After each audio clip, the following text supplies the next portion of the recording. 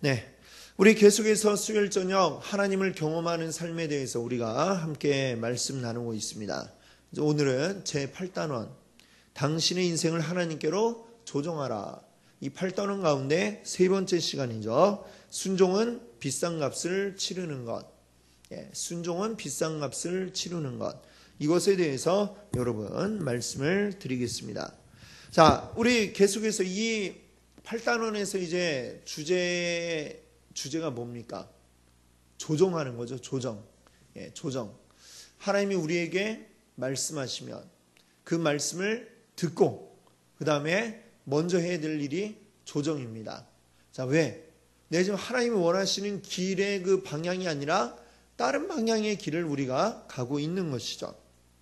그러면 이쪽 길을 하나님이 가라 하시면 나는 지금 이쪽 길로 가고 있는데, 오른쪽 길로 가고 있는데, 그러면 어떻게 돼요? 먼저 딱 방향을 돌려야죠. 이쪽으로 돌리고 그 다음에 발걸음을 내디뎌야 우리가 이 길을 갈 수 있는 것이죠. 발걸음을 내딛는 것을 이제 순종이라고 한다면 우리의 방향을 돌리는 것, 이걸 이제 조정이다, 이렇게 이야기할 수가 있겠습니다. 자, 이 조정에 대한 아주 중요한 그 세 개의 문장이 있어요. 그 세 개의 문장이 있는데, 자, 여기에는 이제 당신은 하고 이렇게 되어 있죠. 근데 이거를 한번 우리 읽어볼 텐데, 당신을 나로 바꿔서 한번 읽어보도록 하겠습니다. 자, 나에 대해서 하는 얘기구나 라고 생각하면서 나로 바꿔서 한번, 자, 1번부터 한번 읽어볼까요? 나는 내가 있는 그 자리에 머물러 있으면서 동시에 하나님과 동행할 수 없다. 아멘. 자, 여기까지. 자, 한번 생각해 보십시오. 만약에 제가 친구를 만나기로 했어요. 근데 어디서 만나기로 했느냐? 저기 우리 경복궁 앞에서 만나자. 이렇게 이야기를 했습니다. 그럼 알았어, 우리 경복궁에서 만나라고 이야기를 했는데, 그 만나기로 한 시간이 되었어도 계속해서 제가 여기에 인천에 있습니다. 제 집에 있어요. 그러면 그 친구를 만날 수 있습니까? 없습니까? 없죠. 서울에서 만나기로 했으면 서울에 가야 만날 수가 있지. 여기 인천에 있어갖고는 그 서울에서 만난 친구는 만날 방법이 없는 것입니다. 마찬가지로 하나님과 우리가 동행하려면 어떻게 해야 될까요? 내가 있는 그 자리에 계속 머물러 있는 한에는 하나님을 만날 방법이 없는 겁니다. 하나님 지금 여기가 아니라 저쪽 편에 계세요. 그러면 하나님과 만나고 하나님의 일을 경험하고 하나님과 동행하기 위해서는 내가 그쪽으로 가야지. 지금 내가 하는 대로 계속 가려고 하고 내 갈 길을 가다가는 하나님을 만날 수가 없다라고 하는 것을 먼저 우리가 기억을 해야 됩니다. 자, 그러면 오늘 이제 그 두 번째 문장에 대해서 이제 이야기를 하려고 하는데, 여기도 당신을 나로 바꿔서 한번 읽어보겠습니다. 순종은 나와 주위 사람에게 값비싼 대가를 치르게 한다. 자, 순종은 나와 또 주위 사람들에게 값비싼 대가를 치르게 한다. 자, 요거에 대해서 이제 쭉 이야기를 할 거고요. 그 다음에 3번도 한번 읽어보죠. 여기도 역시 당신이 가운데 있죠. 그걸 나로 바꿔서 한번 읽어보겠습니다. 순종은 하나님이 당신을 통해서 일하시도록 전적으로 의지하는 것을 요구한다. 그렇습니다. 자, 이것도 이제 차차 우리가 살펴보게 될 텐데, 오늘 이제 두 번째, 값비싼 대가를 요구한다. 뭐 계속해서 이제 말씀드렸지만 세상에 공짜가 어디 있습니까? 그렇죠? 공짜는 없죠. 뭔가를 얻고자 한다면 그 얻고자 하는 것에 상응하는 대가를 치러야만 하는 것입니다. 자, 그것을 우리가 온전히 기억을 해야 되겠죠. 하나님 말씀을 들었어요. 그리고 나의 삶의 방향을 조정하고 그리고 거기에 순종한다라고 할 때 여기에도 역시 뭐가 필요하다는 얘기입니까? 어떤 대가가 필요하다라고 하는 거죠. 그 대가는 물론 여러 가지 다양하게 우리에게 적용이 될 수 있겠습니다만 대가 없이 조정하고 순종하는 게 이루어질 수는 없다는 거죠. 지금 내가 하고자 하는 그 일들을 하면서 동시에 하나님의 일도 하고 이렇게 되지는 않는다라고 하는 것입니다. 내가 하고 싶었던 것을 포기해야, 그래야 하나님의 일을 할 수가 있게 되고, 내가 얻고자 했던 것을 포기해야, 그래야 하나님이 원하시는 것을 우리가 이루어낼 수가 있는 것이죠. 자, 그런 면에서 볼 때 우리가 대가를 지불한다라고 하는 것인데, 어쩌면 이게 뭐 대가지만, 그러나 또 이게 너무나도 또 대가를 지불한다 이러니까 굉장히 내가 손해보는 듯한 느낌이지만 또는 손해가 아닐 수도 있는 겁니다. 네, 내가 괜히 희생하는 것처럼 이렇게 생각하지만 사실은 희생이 아닐 수도 있어요. 내가 하고자 했던 것보다 더 좋은 일을 우리가 하는 것이고 그것이 우리에게 더 유익하기 때문에 하나님이 그렇게 준비하셨을 것입니다. 그것을 오늘 우리가 온전히 믿고 온전히 우리 이 말씀들에 또 은혜 받으시기를 바랍니다. 자, 사도행전 9장 1절부터 25절을 보면 여기 이제 우리가 바울이라고 부르는 사울의 이야기가 나오고 있습니다. 자, 우리가 이제 이 말씀들을 한번 읽어보면서 사울이 어떤 조정을 해야 했는가, 그의 인생에서 어떤 조정을 하고 또 그것 때문에 어떤 대가를 치러야 했는가라는 것을 우리가 한번 생각을 해보기를 바랍니다. 자, 여러분들 나눠드린 유인물에 사도행전 9장 1절부터 25절이 나와 있는데 한번 우리 교독으로 한번 읽어보도록 하겠습니다. 자, 제가 한 절 읽고요. 그 다음 절 여러분들이 읽어주시고 우리 마지막 25절은 다 함께 같이 한번 읽어보도록 하겠습니다.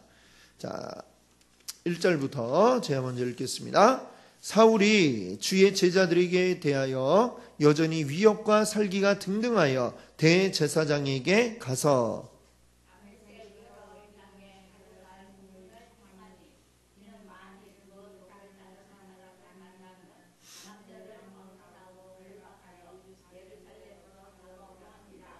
사울이 길을 가다가 다메섹에 가까이 이르더니 호련히 하늘로부터 빛이 그를 둘러 비추는지라.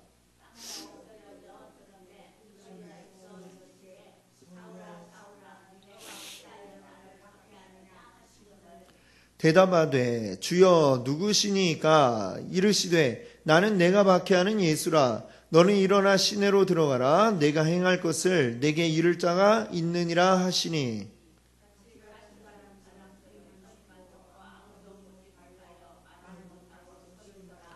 사울이 땅에서 일어나 눈은 떴으나 아무것도 보지 못하고 사람의 손에 끌려 다메섹으로 들어가서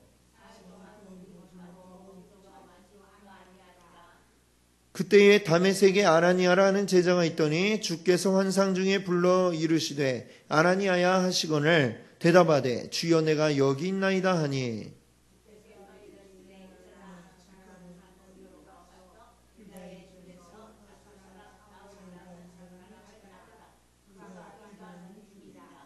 그가 아나니아라 하는 사람이 들어와서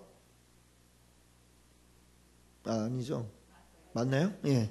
아나니아라는 사람이 들어와서 자기에게 안수하여 다시 보게 하는 것을 보았느니라 하시거늘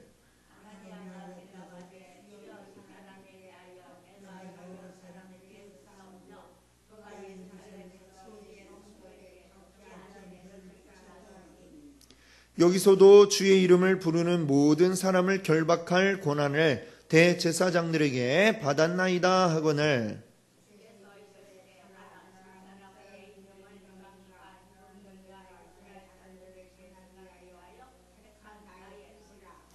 그가 내 이름을 위하여 얼마나 고난을 받아야 할 것을 내가 그에게 보이리라 하시니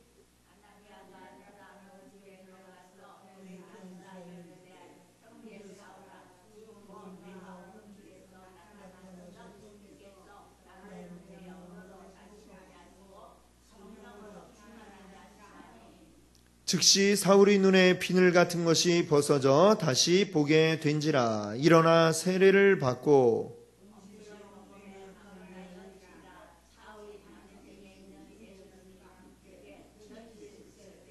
즉시로 각 회당에서 예수가 하나님의 아들이심을 전파하니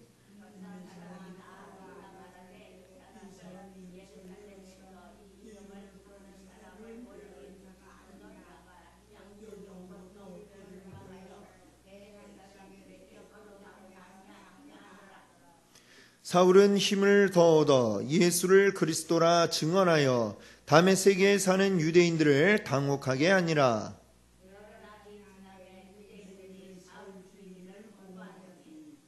그 계교가 사울에게 알려지니라. 그들이 그를 죽이려고 밤낮으로 성문까지 지키거늘. 함께 읽습니다. 그의 제자들이 밤에 사울을 광주리에 담아 성벽에서 달아내리니라. 아멘. 자, 오늘 이 말씀 우리가 잘 아는 말씀입니다. 사울이 여기 보니까 본래는 어떤 일을 하던 사람이었습니까? 무엇을 하기 위해 다메섹에 가던 길이었죠? 네, 그렇습니다. 예수 믿는 사람들을 잡아 죽이려고. 오늘 그 앞에 1절에 보니까 위협과 살기가 등등했다 그랬습니다. 주의 제자들에 대해서 위협과 살기, 아주 그들을 잡으면 정말 죽이는 일까지도 서슴지 않을 그런 사람이 바로 이 사울이었죠.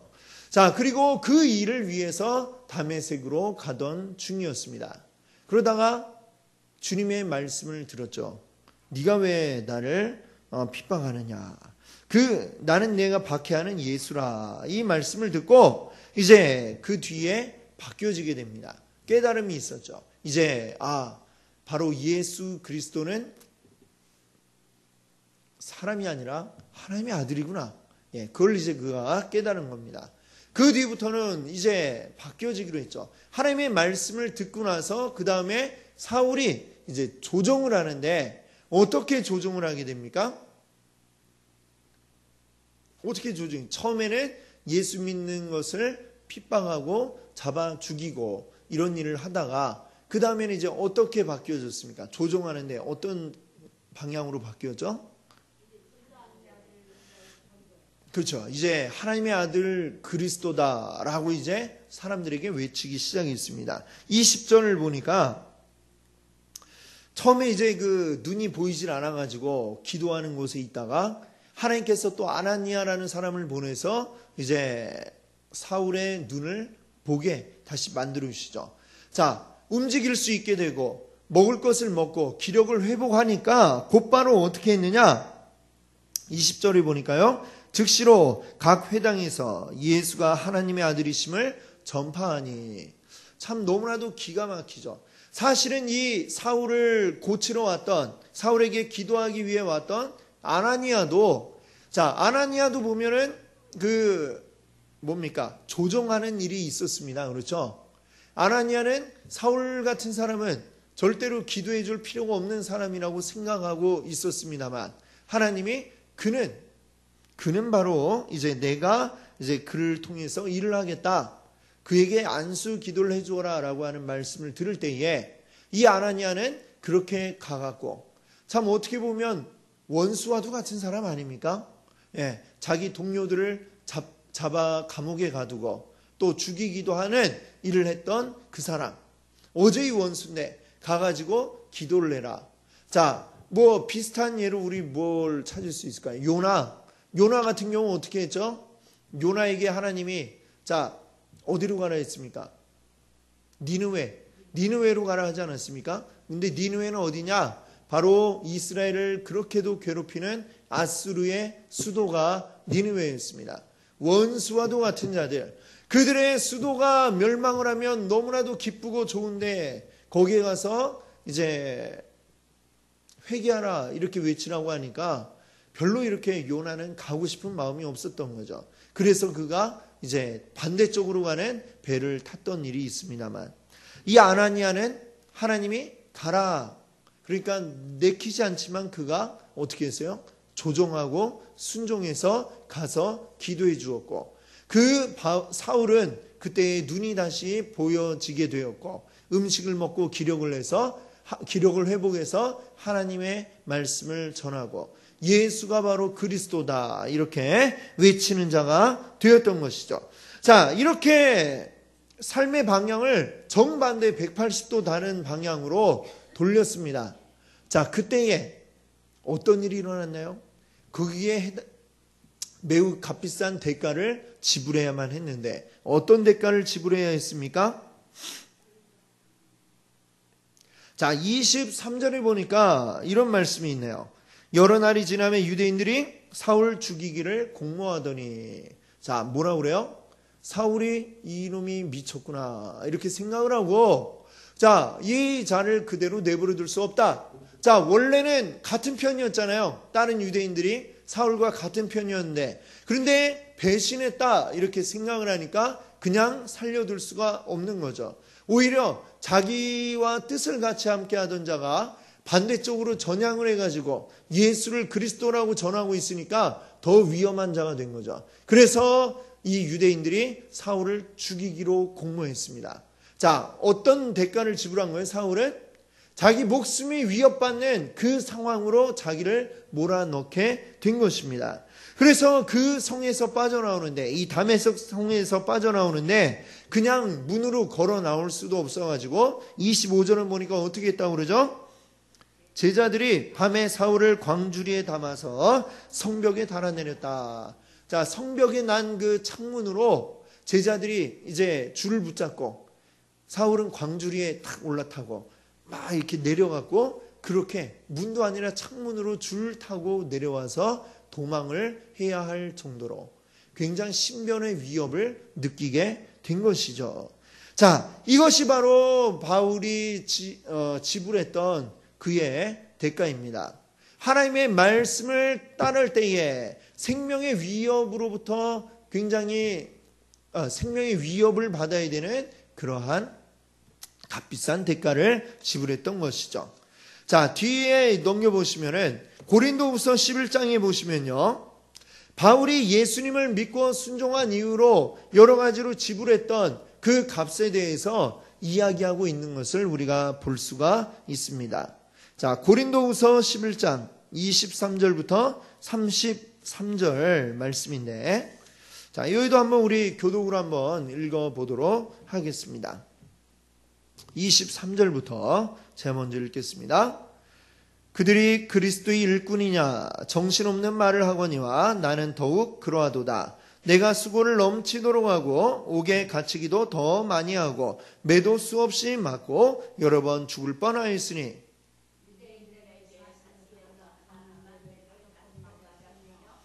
세 번 태장으로 맞고 한 번 돌로 맞고 세 번 파선하고 일주야를 깊은 바다에서 지냈으며,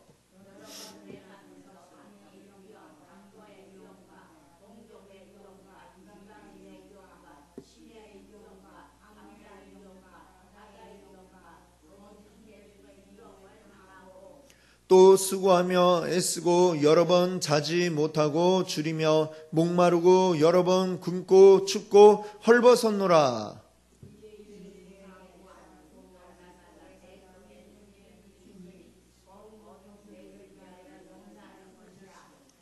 누가 약하면 내가 약하지 아니하며 누가 실족하게 되면 내가 애타지 아니하더냐.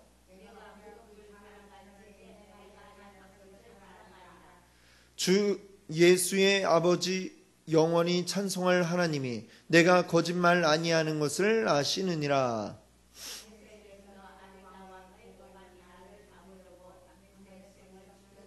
함께합니다. 나는 광주리를 타고 들 창문으로 성벽을 내려가 그 손에서 벗어났노라. 아멘. 할렐루야. 예. 자, 여기 보니까 바울이 예수 그리스도를 주라고 전하기 시작한 이후로 당했던 수많은 고난의 그 지불했던 값들을 여기에 적어 놓은 것을 볼 수가 있습니다. 자, 23절에 보니까 참 이 수고를 많이 해서 그 다음에 어떤 일이 있었어요? 옥에 갇히기도 더 많이 하고, 옥에 갇히는 정도는 아주 밥 먹듯이 수시로 했던 일인 것 같아요. 자, 그뿐만 아니라 매도 수없이 맞아서 그 매 맞는 것 때문에 죽을 뻔한 고비도 여러 번 있었다, 이렇게 얘기를 하죠. 자, 보니까 그 매 맞는 종류 다양하게 24절에 또 얘기합니다. 유대인들에게 40에서 하나 감한 매를 5번 맞았다. 40에서 감한 매, 여러분 아시죠? 율법에 나와 있는 게, 율법이 규정하기를 40대 이상은 때려서는 안 된다라고 이렇게 이야기를 했습니다. 그러니까 40대는 못 때리고 39대 하나 빼고 39대 때려놓고 좀 쉬었다가 자 이제 다시 시작한다 하고 카운트를 새로 시작하는 거죠. 1 하나 딱 하고 또 이렇게 하기를 5번이나 맞았다 이야기를 하죠. 아주 대놓고 그냥 사람 잡으려고 그렇게 때리는 매였던 것입니다. 자, 참이 옛날엔 매를 맞으면 이 뭐 40대씩 매를 맞는데 선생님이 그냥 회초리 사랑의 매로 때려도 어떻습니까? 40대씩 맞으면 엉덩이가 부르트고 아마 피가 나고 그럴 거예요. 그렇죠? 근데 아주 죽어라고 있는 힘껏 내려쳐서 40대를 때리면은 어떻게 되겠습니까? 당연히 그냥 살은 터져나가고 그렇게 되겠죠? 이게 또 위험한 게 옛날에는 뭐 요즘은 그렇게 피가 나면 약을 바르면 되잖아요. 하다못해 빨간 약이라도 바르면 소독이 되고 그런데 옛날에는 소독약이 없지 않습니까? 소독약도 없고 그냥 그대로 피가 나고 살이 터진 대로 나을 때까지 아물기를 기다려야 되는데 잘못하면 옛날에 이 우리나라 그 조선시대에 보면 곤장 맞고 잘못해가지고 이제 그 뭐 독이 올라가고 죽고 이런 일들이 많이 있었다고 하지 않습니까? 뭐 이 바울 때도 역시 마찬가지겠죠. 하나님이 근데 참 그 죽을 40에 하나만 매를 맞는 것 자체가 죽을 고비를 사실 넘기는 거죠. 그러고 살아나는 것이 그렇게 맞고 또 3번은 태장으로 맞고 또 한 번 돌로 맞고 자 그래서 사도행전에 보면 돌에 맞았고 사람들이 바울이 죽었다 생각해가지고 아예 성 밖에 시체를 내다 버린 그런 일도 있습니다. 그런데 바울이 일어나가지고 다시 성 안으로 들어왔다는 얘기죠. 그래 많은 그 학자들이 생각하기를 사실은 그때 바울이 죽었을 거다라고 이렇게 얘기를 하더라고요. 그래서 그 고린도 전서인가요? 후서인가요? 거기 보면 고린도 후서인가 보죠? 후서인 것 같죠? 거기에 무슨 얘기가 나옵니까? 3층 천을 내가 체험했다. 그 얘기가 나오죠. 거기에서는 이제 자기 얘기가 아닌 것처럼 이렇게 내가 그 하늘에 3번째 하늘까지 올라갔다 온 사람을 내가 안다라고 하면서 이제 이야기를 하는데 그게 사실은 이 바울 자신의 얘기일 거다라고 이렇게 학자들은 생각을 하죠. 그리고 그걸 언제 경험했느냐? 아마 그때 돌에 맞아서 죽은 줄로 알고 내다 버렸을 그때에 아마도 거의 죽어서 3층 천을 경험하고 돌아온 것으로 그렇게 이제 추측을 하고 있습니다. 물론 정확한 건 아니지만 아마 그러지 않겠느냐라고 보는 거죠. 그래서 정말 죽을 고비를 진짜 말 그대로 죽었다 살아나는 이런 일들을 바울이 많이 경험을 했습니다.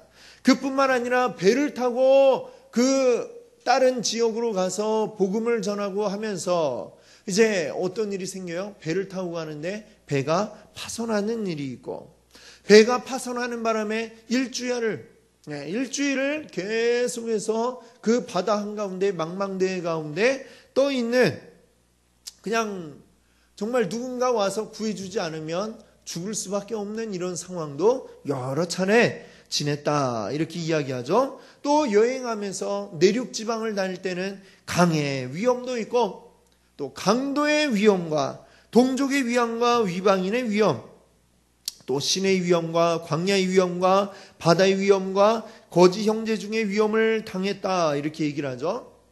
우리가 바울이 1차 전도 여행 때 마가 그리고 바나바 바울 이 사람들이 이제 같이 가는데 마가가 그 중간에 도망가지 않습니까? 그렇죠? 마가가 왜 도망갔느냐? 힘들어서. 이거 왜 힘들었을까요? 그들이 이제 구브로 섬을 지나서 이제 딱 이제 대륙으로 상륙을 했는데 그 앞에는 뭐가 기다리고 있었냐면은 어마어마하게 큰 산맥이 그들 앞에 기다리고 있었습니다. 그를 지나가야 그 다음 목적지로 가서 복음을 전할 수가 있는데 배에서 딱 내려서 항구에서 보고 딱 높은 산을 딱 보고서 마가는 아이고 난 못해 하고 그냥 뻗어버린 거죠. 그리고 여기 있다가 저 산을 넘다가 내가 죽겠다. 산을 넘는 게 힘들어서도 그러지만 그런 깊은 산에는 또 뭐가 많이 있어요? 산도적. 예. 도적들이 또 많이 있는 거죠. 자, 그런 것도 굉장한 위험이 되기 때문에 이 마가는, 곱게 자란 이 마가는 그런 걸 감당하기가 그때는 쉽지가 않았던 거죠. 그래서 도망갈 수밖에 없었습니다. 그만큼 전도 여행이 다닌 것들을 우리가 보면 성경 속에는 사도행전 거기에 보면 어때요? 여기 있다가 그 다음 지역 가고 굉장히 간단하잖아요. 그렇죠? 예. 근데 그 길이 요즘처럼 뭐 차 타고 가는 게 아니라 걸어서 또는 마차를 얻어 타고 이러면서 가고, 또 그 가운데 산이 있으면 높은 산을 또 넘어야 하고 굉장히 어렵고 힘든 고된 그런 길이었음을 우리가 짐작할 수가 있습니다. 그러니까 여기도 보니까 때로는 강의 위험, 강물이 아마 불어 넘쳐서 휩쓸려 갈 뻔한 적이 있었다는 얘기겠죠. 때로는 또 강도를 만난 적도 있었다는 얘기겠죠. 이게 무엇 때문에요? 자기 장사하고 그러고 다니느라 그랬습니까? 하나님의 복음 전하느라고 이런 일들을 당했던 거예요.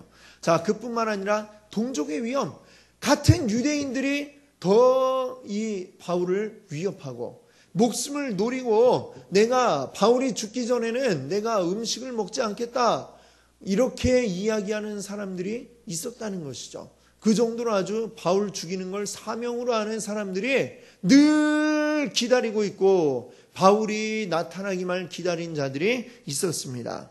그런 수많은 위협들, 생명이 왔다 갔다 하는 위협이 늘 수시로 있고 언제 어디서 튀어나와서 자기를 죽일지 모르는 위협이 있었고 그런 가운데 있었다는 것이죠. 또 잠도 제대로 자지 못할 때도 있고 그러다가 목마르고 굶주릴 때도 있고 이런 수많은 어려움들을 겪었습니다. 바로 무엇 때문에요? 바울의 인생의 길을 조정을 했기 때문에 이런 일들이 바울에게 생겨나고 말았던 것입니다. 만약에 조정하지 않고 바울이 제 갈 길을 계속 갔더라면 굉장히 잘 나갔을 거예요. 승승장구, 대제사장과 앞에서 우리 봤지 않습니까? 앞에 나오는 사도행전 9장에 보면 누가 이 예수 믿는 자들을 잡으려고 하는 게 누가 시켜서 한 게 아니고요. 바울이 스스로 대제사장을 찾아가가지고 내가 이런 자들이 다메섹에 있다고 하니까 내가 잡고 싶다. 내가 잡아오겠다. 이렇게 얘기해갖고 이제 그 일을 했단 말입니다.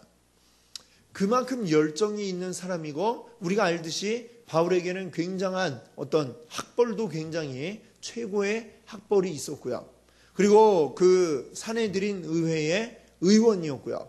바리새인 중에 바리새인.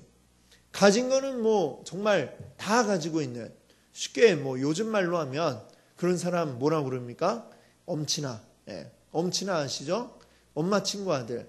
항상 아들, 딸에게 얘기하면 엄마 친구 아들 누구는 이렇다는데 너는 왜 이러니?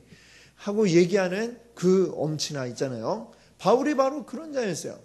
집은 아주 부자에다가 거기다가 공부도 잘해. 거기다가 의회 의원에다가 하나 부러울 게 없는 이런 사람이었는데 예수 그리스도를 만난 이후부터 세상적인 기준으로 본다면은 굉장히 인생이 험악하게 바뀌어진 사람이죠. 잘 나가던 위치에서 이제는 쫓기는 신세가 되고 사람들이 자기를 죽이려고 위협하는 신세가 되고 감옥에 수시로 들어갔다 나오는 그런 전과자와 같이 되어버렸고 굉장히 어렵고 힘든 신세가 되고 말았습니다. 그런데 이것이 어떻습니까? 자기의 인생을 조정했고 그가 지불한 대가입니다. 그러나 이것이 바울에게 끝인가요? 만약 그것이 끝이라고 한다면 인생 실패한 거죠. 세상 사람들이 보기에는 그는 실패자다 이렇게 이야기할지도 모르겠습니다. 그러나 우리는 알고 있죠. 바울이 실패자입니까? 아니죠. 아니죠. 하나님께 누구보다도 사랑받은 하나님의 귀한 일꾼이었던 줄로 우리가 믿습니다. 그렇죠? 매우 비싼 대가를 지불한 사람입니다. 바울은. 그 비싼 대가를 지불해서 하나님의 큰 사랑을 얻은 그러한 사람이 된 줄로 믿습니다. 자, 이 바울이 매우 값비싼 대가를 지불했으면서도 뭐라고 얘기했나 한번 같이 보십시오. 빌립보서 3장 10절에서 12절인데요. 같이 한번 읽어볼까요? 내가 그리스도와 그 부활의 권능과 그 고난에 참여함을 알고자 하여 그의 죽으심을 본받아 어떻게 해서든지 죽은 자 가운데서 부활에 이르려 하노니 내가 이미 얻었다 함도 아니요 온전히 이루었다 함도 아니라 오직 내가 그리스도 예수께 잡힌 바 된 그것을 잡으려고 달려가노라. 아멘. 굉장한 그 고난에 있었지만 맨 마지막에 보니까 바울은 뭐라고 얘기합니까? 오직 내가 그리스도 예수께 잡힌 바 된 그것을 잡으려고 달려가노라. 예수님께 사로잡힌 바 되어서 하나님의 영광을 위하여 바울이 달려가고 있음을 고백하고 있습니다. 우리 지난주에도 이제 말씀드린 분 가운데 한 분인데 데이빗 리빙스턴, 바로 영국의 선교사요 의사였던, 아프리카에 가서 활동했던 이 리빙스턴, 여러분 잘 아실 것입니다. 아프리카에서 그의 일생 마지막 순간까지 그리스도를 알리고 아프리카인들을 돕는데 애를 썼던 그런 분이죠. 그분이 했던 말 가운데 한 구절을 우리 마지막으로 한번 같이 읽어보겠습니다. 같이 한번 읽어볼까요? 주여 저를 어디로든지 보내소서. 다만 저와 함께 가 주소서. 제게 어떤 부담이라도 지우소서. 다만 저를 지켜 주소서. 어떠한 줄도 다 끊으소서. 저를 당신에게 묶는 끈만 제외하고는. 아멘. 참 너무나도 감동적인 그러한 말씀이 아닐 수 없습니다. 오늘 이 리빙스턴 선교사가 하였던 이 말처럼 오늘 우리도 이러한 고백을 할 수 있기를 바랍니다. 우리 주님의 뜻대로 산다는 것, 너무나 힘든 것을 우리에게 요구할 수도 있고 때로는 우리에게 고통을 요구할 수도 있습니다. 주의 말씀대로 나아간다는 게 늘 우리에게 이 땅 가운데서 어떤 승리하고 성공하고 잘 먹고 잘 사는 이런 것과 꼭 연결되지는 않는 것입니다. 때로는 예수 잘 믿는 것 때문에 고통당할 수도 있고 때로는 그것 때문에 죽임당할 수도 있는 그러한 것을 여러분들 기억하시기 바랍니다. 얼마 전에도 며칠 전이죠. 미국의 학교에서 총기 난사 사건이 있었는데 그 총을 들고 온 사람이 물어봤다고 하잖아요. 너 종교가 뭐냐? 물어봐서 기독교다 이러면 바로 총으로 쏴서 죽이고 그랬다고 그러죠. 아마 그날 총에 맞은 분들도 이제 순교를 한 거죠. 그렇죠? 믿음을 나는 믿고 있다. 하나님 믿는다. 이렇게 이야기하고 죽었으니까. 우리 세상의 기준으로 보면 그런 분들은 뭡니까? 그냥 개죽음이다?